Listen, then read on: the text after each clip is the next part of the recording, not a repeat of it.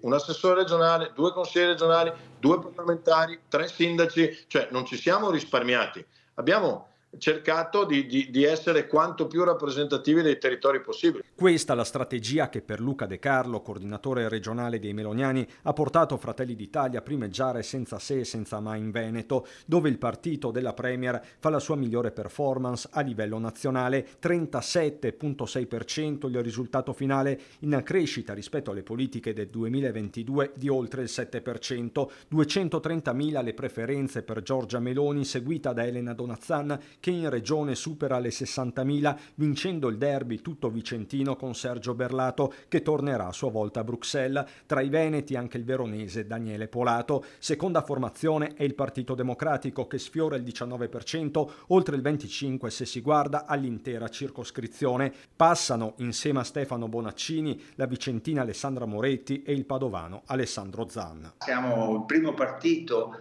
sull'asse Patreve, il primo partito a Padova, Venezia e a Treviso. Questo ci fa ben sperare rispetto al futuro.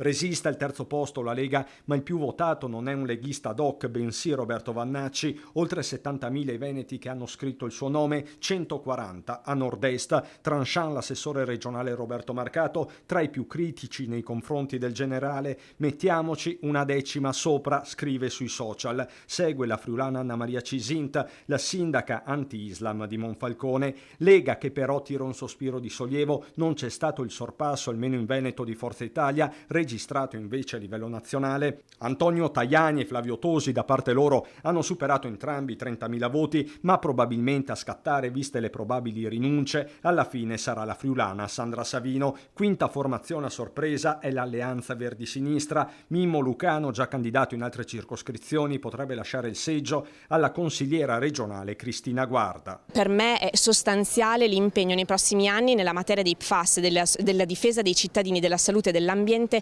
dalle sostanze chimiche dannose e cancerogene che hanno causato più di 4.000 morti in più nel territorio più contaminato. Sopra la soglia di sbarramento il Movimento 5 Stelle, Sabrina Pignedoli sarà la sola a rappresentare il nord-est per i grillini. Un altro dato che secondo me è da rilevare in maniera negativa è il forte astensionismo che c'è stato. Questo sicuramente non è un dato positivo, proprio perché vuol dire che gli italiani vedono ancora molto lontana l'Europa.